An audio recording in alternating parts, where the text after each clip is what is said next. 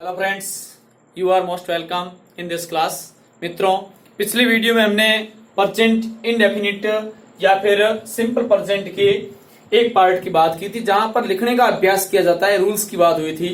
अब हम कंपटीशन की लिहाज से और उन वाक्यों की बात करेंगे जो रिपीटेड एग्जाम में पूछे जाते हैं और कुछ विशेष रूल्स हैं जिनका कुछ यूजेस होता है। तो मित्रों, सबसे पहले हम बात करते हैं use of be verb. Be में 5 शब्द आते हैं, is, are, am, was, were. तो प्रेजेंट में भाव देखा जाए तो यहाँ पर प्रेजेंट के भाव में इज, आर और एम 3 शब्द अकेले यूज होते हैं। जब मित्रों ये अकेले किसी वाक्य में यूज होते हैं तो उसके सामने आने वाला शब्द जो होता है वो हमेशा पूरक का काम करता है। इस बात का विशेष ख्याल रखना है। और यहाँ पर हम वाक्य देखेंगे, जैसे वी, यू, दे, ये शब्द आए हैं और लिखा हुआ है इंडियन। तो मित्रों, इनके साथ यहां पर काम आएगा शब्द कौन सा? वी या यू या they are Indian. He, she, it और हरी यहां पर आया है और उसके पीछे इंडियन शब्द आया है, तो यहां पर शब्द आएगा मित्रों क्या? इज शब्द आएगा। और आई इंडियन, तो यहां पर आई के साथ आएगा एम, आई एम इंडियन। बहुत सामान्य बात है। तो यहां पर जो अपन ने देखा you, we, they, not Indian, तो ऐसी स्थिति में यहां पर भी सामान्य शब्द क्या आ जाएगा? आर आ जाएगा। और ये, सी, इट का हालांकि यूज यहां पर नहीं होगा। हरी, नॉट इंडियन, तो यहां पर क्या आ जाएगा? इज आ जाएगा। और यहां पर अगर आई और लिखा हुआ नॉट इंडियन, तो यहां पर आ जाएगा एम आई नॉट इंडियन, प्रश्न के भाव से। तो ये यहां पर जो इंडियन शब्द आया है ये पूरा पूरा कॉम्प्लीमेंट यानी पूरक है। अब हम देखते हैं यूज ऑफ हैव। तो मित्रों, हैव में 3 शब्द आते हैं, हैज, हैव और हैड। परंतु प्रेजेंट के भाव में केवल 2 शब्द आएंगे, हैज और हैव। अब हम चाहेंगे कि हैज का यूज कहां हो और हैव का यूज कहां हो। वही रूल, वही बातें, वही चीजें जो हमने यहां देखी कि वी, यू, दे, उनके साथ हैव का यूज होगा, आई के साथ हैव का यूज होगा, परंतु सिंगुलर थर्ड पर्सन के साथ ही, सी, इट या नाम के साथ हमेशा हैज का यूज होगा। तो ये हमेशा पोजीशन यानी अधिकार का भाव देता है। जैसे आई 2 ब्रदर्स, मेरे 2 भाई हैं, तो यहां पर आई के साथ हैव आएगा। रवि 3 सन्स, रवि के 3 पुत्र हैं, तो मित्रों रवि यहां पर थर्ड पर्सन है, हैज आएगा। ही खालिस्तान अकार, तो यहां पर ही के साथ हैज आएगा।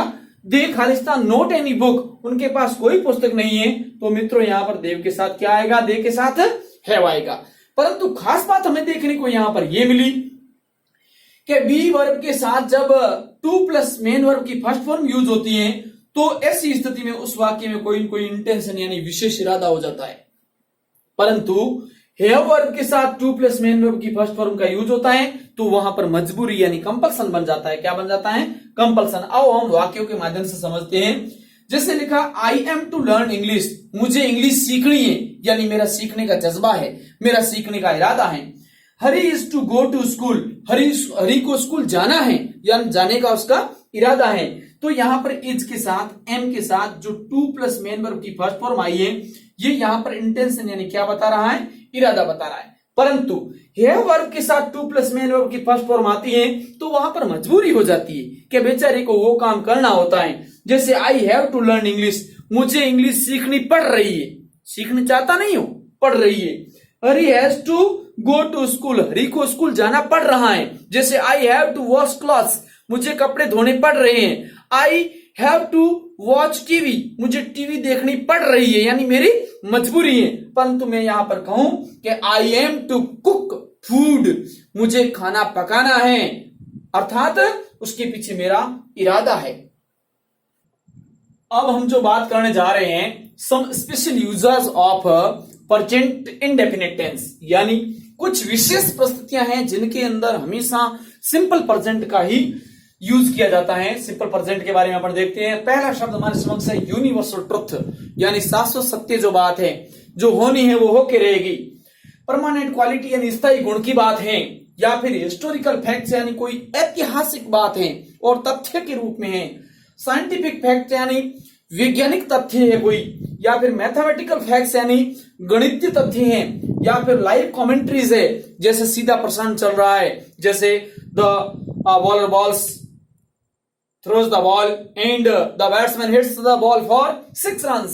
जैसे अगला है न्यूज़पेपर्स हेडलाइंस यानी मुख्य समाचार की बात है, या फ्यूचर प्लानिंग निकट भावी कोई योजना है, या फिर डेली रूटीन, नियमित दिनचर्या की बात है, या टाइम टेबल, समय सारणी की बात है, या रिक्वेस्ट, ऑर्डर या कमांड अर्थात किसी प्रकार का अनुरोध, विशेष विनती या आदेश की बात है, या फिर हैबिचुअल एक्टिविटी अर्थात किसी आदतन कार्य की बात है, या फिर जनरल फैक्ट्स जिसको अपन मोस्टली प्रोवर्ब्स कहते हैं, इस प्रकार का कोई सामान्य तथ्य या कहावत या लोकोक्ति की बात है, या फिर मोरल जिसको कहते हैं अपन, क्या कहते हैं, मोरल जिसको शिक्षा कहते हैं, क्या कहते हैं, शिक्षा कहते हैं, इससे हमारे को यह सीख मिली, तो वह भी अपने आप में जनरल फैक्ट में ही रहता है।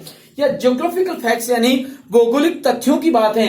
इन सारी स्थितियों में अपने को मोस्टली है वो सिंपल प्रेजेंट या फिर प्रेजेंट इंडेफिनिट का यूज करना होता है। अब हम वह महत्वपूर्ण एक्सरसाइज करने जा रहे हैं जो पूछी जाती है और अधिकांश रिपीटेड क्वेश्चंस उसमें से आते हैं। आओ हम अब अगले एग्जांपल्स के माध्यम से इस बात को स्पष्ट करें। फर्स्ट ऑफ ऑल हमारे समक्ष एग्जांपल आया द सन, कोष्टक में लिखा हुआ राइज इन द ईस्ट। ये वो एग्जांपल्स हैं जो मोस्टली परीक्षा में पूछे जाते हैं, एग्जाम में पूछे जाते हैं, रिपीटेड एग्जांपल्स हैं। वेरी इंपॉर्टेंट, ध्यान दो। द सन, अब यहां पर क्या आ जाएगा, राइजेस, क्या हो जाएगा, सूर्य हमेशा पूर्व दिशा में उदय होता है। अगला ये हमारे यूनिवर्सल ट्रूथ से है। अकबर खालिस्तान दिया हुआ है, call Birbal for justice, Akbar है वो न्याय के लिए बिरबल को बुलाता है, तो मित्रों यहां पर हो जाएगा कॉल्स, क्या हो जाएगा, कॉल्स।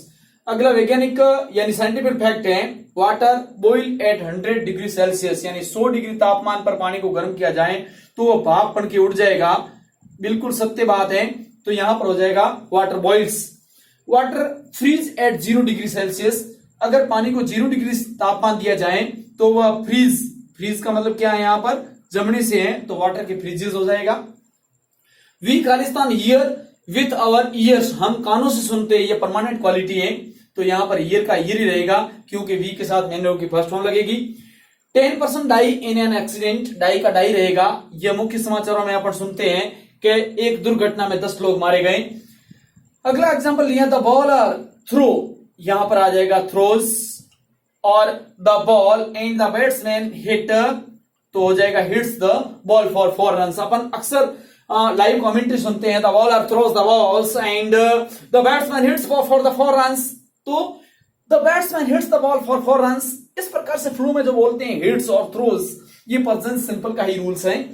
अगला एग्जांपल अपन मैथमेटिक्स से रिलेटेड लेते हैं, 2 and 2 मेक 4, यहां पर मोस्टली अपन किताबों में देखते हैं मैक्स लिखा हुआ आता है।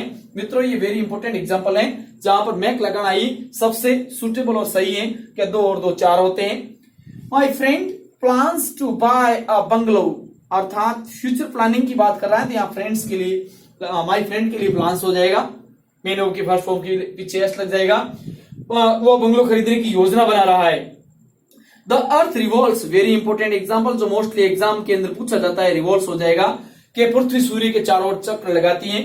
My mother do exercise daily, do का यहाँ पर ईएस जोड़ने पर डज हो जाएगा और मैन की फर्स्ट फॉर्म बन जाएगी, यहाँ पर एस एस जुड़ते ही मैन की फर्स्ट फॉर्म प्लस एस से हो गया।